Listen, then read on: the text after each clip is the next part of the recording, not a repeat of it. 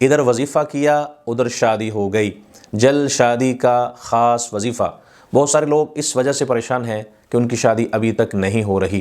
بہت ساری خواتین میسیجز کرتی ہیں، پوچھتی ہیں، بتاتی ہیں مفتی صاحب ہماری شادی نہیں ہو رہی، ہم بہت پریشان ہیں، بہت سارے وظائف کر چکی ہیں، اور بعض خواتین تو یوں بتاتی ہیں کہ ہم نے 1.25 مرتبہ فلاں وظیفہ کیا، فلاں آیت پڑھی۔ آج ہی مجھے ایک خاتون نے بتایا کہ میں نے 1.25 مرتبہ ایک وظیفہ کیا، مگر اس وظیفے کے کرنے سے کوئی اثر نہیں ہوا۔ وظائف میں اثر کیسے پیدا ہوگا اور ہمارے مسائل کیسے حل ہوں گے، شادی کی رکاوٹیں کیسے ختم ہوں گی؟ تو آج میں آپ کے ساتھ ان باتوں پر خاص طور پر میں ذکر کروں گا جو ہماری پرابلمز ہیں اور جو ہماری اس حوالے سے ٹینشنیں ہیں، پریشانیاں ہیں کہ رشتوں میں رکاوٹیں جو آتی ہیں اس کو ہم کیسے ختم کریں، ان کو کیسے ریموو کریں۔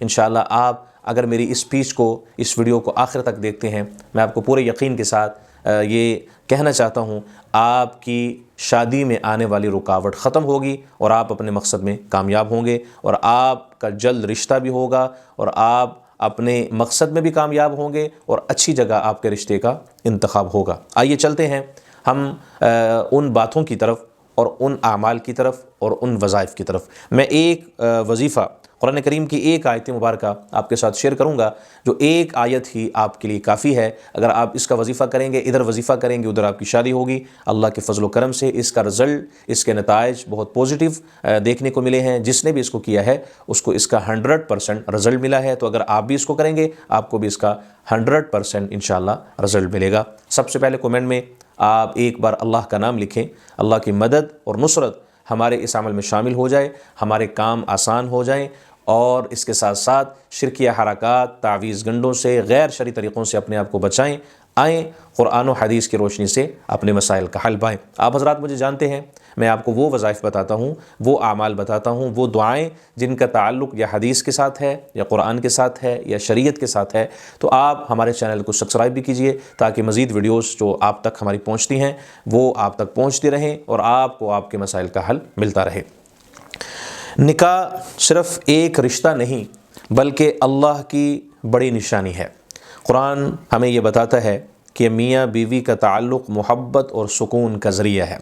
انسان دنیا میں بہت سی چیزوں میں خوشی تلاش کرتا ہے، بلکہ اصل سکون ایک نیک شریک حیات میں ہوتا ہے۔ اللہ تعالیٰ نے مرد اور عورت کو ایک دوسرے کے لیے بنایا ہے تاکہ وہ ایک دوسرے کے ساتھ سکون اور راحت حاصل کر سکیں۔ نکاح صرف دنیاوی تعلق نہیں بلکہ ایک مقدس بندھن ہے، اس میں محبت، رحمت اور برکت رکھی گئی ہے۔ جب وہ لوگ اللہ کے نام پر اکٹھے ہوتے ہیں تو ان کے درمیان خاص رحمت نازل ہوتی ہے۔ قرآن مجید اس کی حقیقت بیان کرتا ہے بڑے خوبصورت انداز میں کہ یہ آیت ہمیں نکاح کی اصل حکمت سمجھاتی ہے۔ یہ جو آیت مبارکہ میں آپ کے ساتھ شیئر کروں گا جس کا وظیفہ، یہ آیت ہمیں نکاح کی حکمت بھی سمجھاتی ہے، اور اللہ نے انسان کے لیے جوڑا پیدا کیا تاکہ وہ ایک دوسرے کا سہارا بنے، دکھ سکھ میں ساتھ دینے والے بنے، محبت اور احترام کے ساتھ زندگی گزاریں۔ یہی رشتہ خاندان اور معاشرے کی بنیاد ہے۔ اسی لیے اسلام میں نکاح کو بہت اہمیت دی گئی ہے۔ اس آیت میں اللہ تعالیٰ نے محبت اور سکون کا راز بیان کیا ہے۔ آئیے قرآن کریم کی خوبصورت آیت کو پڑھتے ہیں اور سمجھتے ہیں۔ میں ایک بات یہاں ضروری جو سمجھتا ہوں وہ عرض کرتا چلوں۔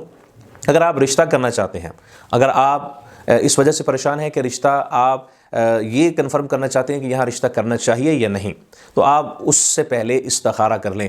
استخارہ کرنا یہ ایک سنت عمل ہے۔ صحابہ کرام کو اللہ کے محبوب صلی اللہ علیہ وسلم استخارہ کا طریقہ بتلاتے، استخارہ کی دعا سکھلاتے کہ اگر آپ استخارہ کریں کسی بھی عمل سے پہلے تو آپ اپنے مسئلے کو خود آسانی سے دیکھ سکتے ہیں اور اللہ سے مشورہ کر سکتے ہیں۔ استخارہ کرنا یہ ایک اللہ سے مشورہ کرنا ہے، انسان اللہ سے مشورہ کرتا ہے۔ تو استخارہ کرنے کا طریقہ بھی بہت آسان ہے۔ اس کی دعا پڑھیں، رات کو سو جائیں، 1 دن کریں، 2 دن کریں، تیسرے دن کریں۔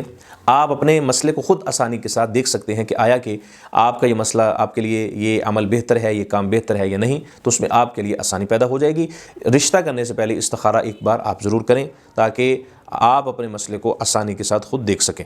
اب یہاں پر ہم بات کریں گے کہ اگر رشتہ آیا ہے، رشتہ آ تو گیا ہے مگر اس میں ابھی تک رکاوٹ ہے، فیملی کی طرف سے کوئی ایشو ہے مگر کوئی نہ کوئی اس میں رکاوٹ آ گئی ہے، تو ہم پھر یہاں پر کیا کریں؟ اس کے لیے میں آپ سے وظیفہ شیئر کر رہا ہوں۔ اور دوسری بات یہ کہ آپ کا رشتہ آتا ہی نہیں ہے، رشتہ آپ چاہتے اچھا ملے، اچھا آپ کو رشتہ آپ کے گھر آئے خود چل کر، تو پھر اس کے لیے ہمیں کون سا وظیفہ کرنا چاہیے؟ دوسرا ہمارا کویشچن یہ ہے، میں ان دونوں چیزوں کا ایک ہی حل آپ کو بتا دیتا ہوں، ان دونوں چیزوں کے لیے ایک ہی وظیفہ بتا دیتا ہوں۔ یہ آیت مبارکہ کو ہم پڑھیں گے، وَمِنْ آيَاتِهِ أَنْ خَلَقَ لَكُم مِّنْ أَنفُسِكُمْ أَزْوَاجًا لِتَسْكُنُوا إِلَيْهَا وَجَعَلَ بَيْنَكُم مَّوَدَّةً وَرَحْمَةً إِنَّ فِي ذَلِكَ لَآيَاتٍ لِقَوْمٍ يَتَفَكَّرُونَ۔ ترجمہ اور اس کی نشانیوں میں سے ایک یہ نشانی ہے کہ اس نے تمہارے لیے تم ہی میں سے بیویاں پیدا کی تاکہ تم ان کے پاس سکون حاصل کرو، اور اس نے تمہارے درمیان محبت اور رحمت رکھ دی، بے شک اس میں غور کرنے والوں کے لیے نشانیاں ہیں۔ آپ یہی آیت مبارکہ رات کو سوتے وقت 40 بار پڑھیں، پڑھ کر آپ 2 رکعت صلاۃ الحاجت کی نیت سے پڑھیں، اللہ سے دعا کریں، اس عمل کو مسلسل آپ جاری رکھیں، کم از کم آپ اس کو 21 ڈیز اس کو جاری رکھیں اور اللہ سے مانگتے رہیں۔ انشاءاللہ میں آپ کو اس بات کی یقین دہانی کرواتا ہوں، آپ کا رشتہ جلد ہوگا، اچھی جگہ ہوگا، اچھا آپ کو پارٹنر، نیک ہم سفر آپ کو ملے گا، اور آپ کی یہ پرابلم سولو ہو جائے گی۔